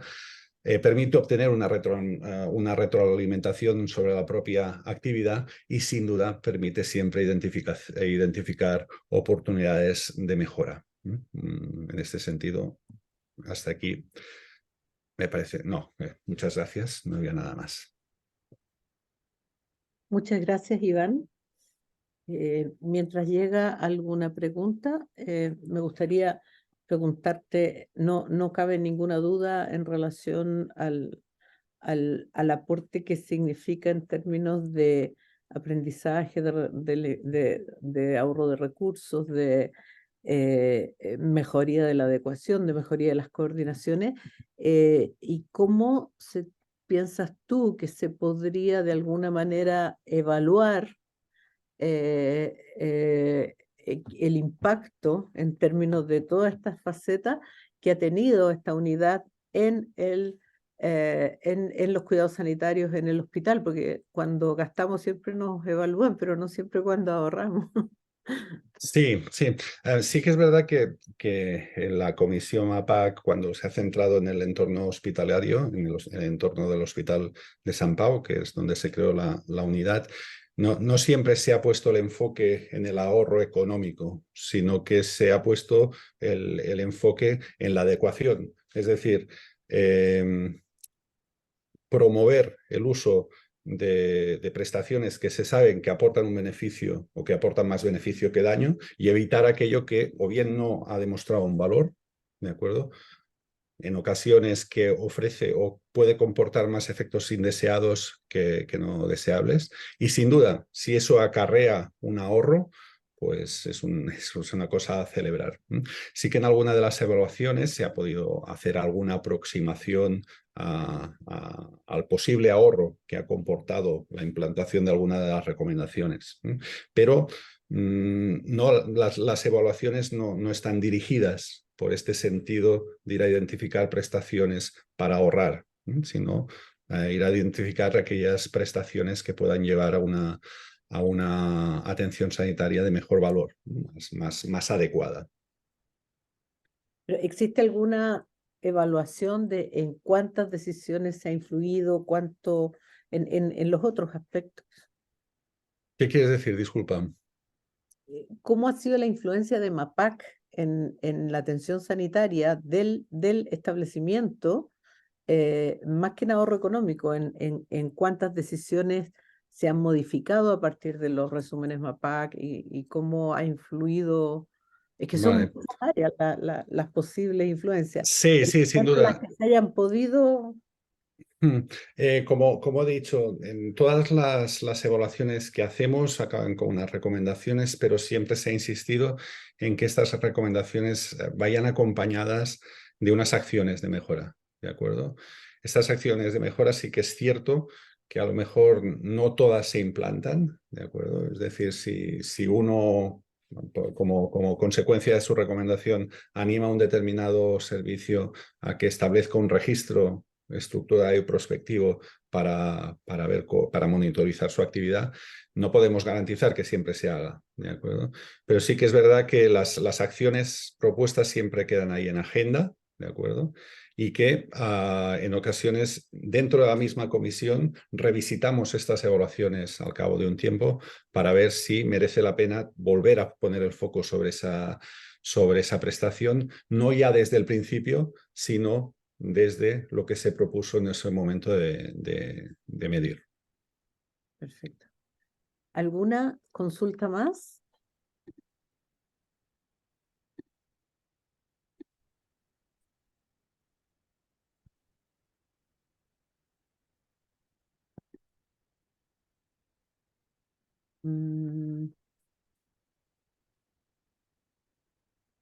No tenemos en el chat. Por lo tanto, muchas gracias, Iván. Gracias a vosotros. Solo me restaría. Karin, ¿tú querías consultar algo? ¿Opinar? Bien. Solo me resta invitarlos a la próxima sesión, que será el día 23 de enero del 2024. Está a cargo de Juan Franco y será una sesión referente a equidad y diversidad en la colaboración Cochrane. Muchas gracias a todos y mis disculpas por este pequeño retraso que tuvimos con las consultas del primer panelista, pero estaban realmente interesantes. Gracias. Un abrazo fuerte. Adiós, gracias.